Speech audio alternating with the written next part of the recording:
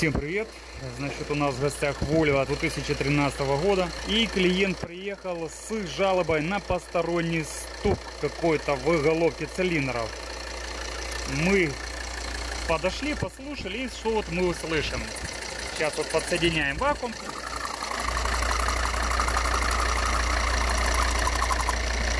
Оп.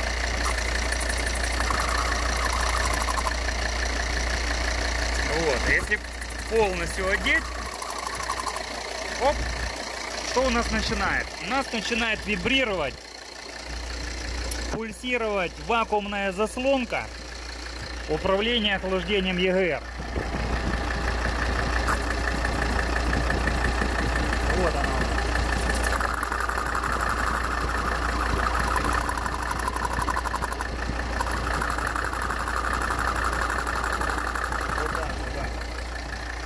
Вот, ребята, картинку показывают.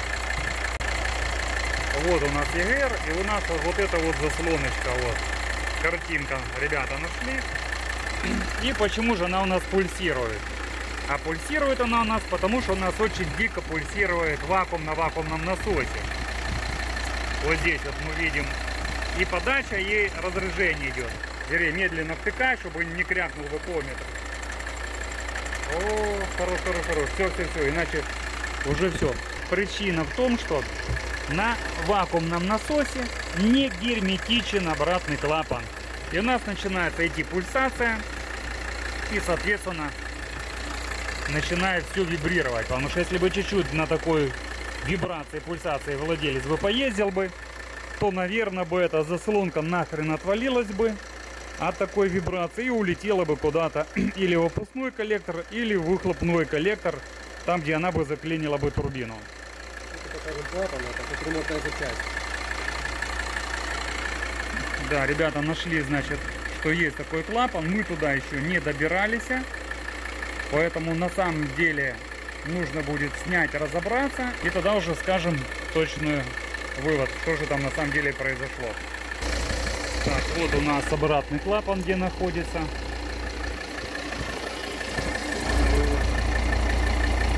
Клапан. Как раз удобный здесь болтик. Сейчас открутим и посмотрим.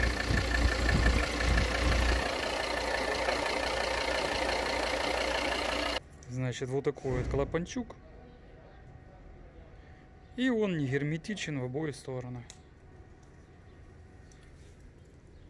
Поэтому сейчас попытаемся разобрать вот эту вот верхнюю крышечку, посмотреть, что же там на самом деле произошло. Менеджер пусть узнает возможность приобретения нового такого клапана в Украине. Значит, что мы здесь видим? Вот эта мембранка. И вот эта мембранка у нас отломанная. Вот так вот. Поэтому она просто у нас отвалилась.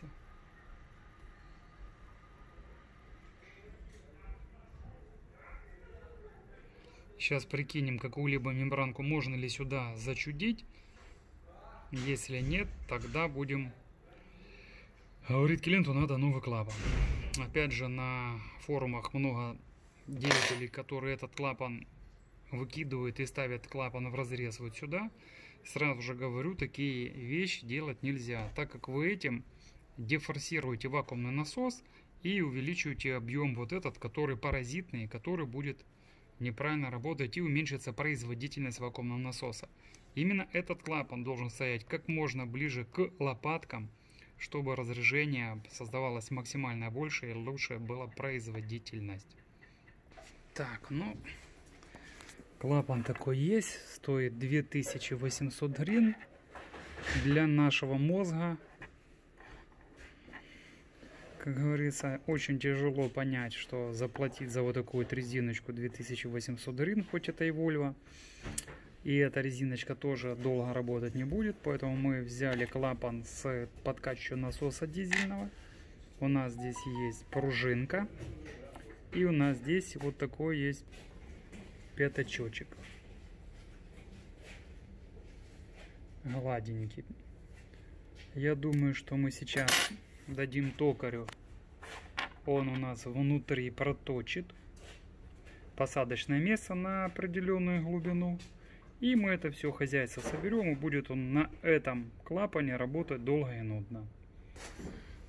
Замеряем высоту. Она у нас получается 6 миллиметров, чтобы у нас клапанчик пружинил. Вот как раз. И даем токарю, чтобы он просадил посадочное место на глубину 6 миллиметров. Наш токарь проточил, шлифанул. Вот такой вот пятачочек. Вставляем. Так. Где-то у нас здесь была пружинка. Вот так вот. Пружиночка. И стандартная крышечка. Ее родная. Она как раз тютя в тютя. Оп, защелкиваем. Подсоединяем клапан на вакуометр. Оп. И смотрим, как он у нас накачивает разрежение.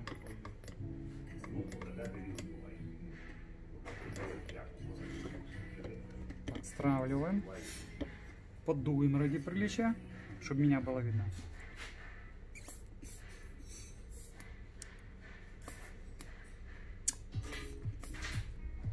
Опять создаем разрежение. Все, клапан герметичный. Ставим на автомобиль. Стравливаем. Оп. Все. Так, установили клапанчик. Берем вакуометр и подсоединяем.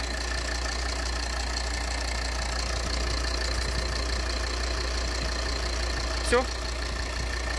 Все, разрежение у нас 0,83. Еще раз разъедини, еще раз подсоедини. Плавно так, чтобы не... И опять подсоединяю резко. Оп. Все. Разрежение у нас не пульсирует. Так что, как говорится, цена вопроса: ремонт клапана 350 гривен. Все, всем спасибо, до свидания.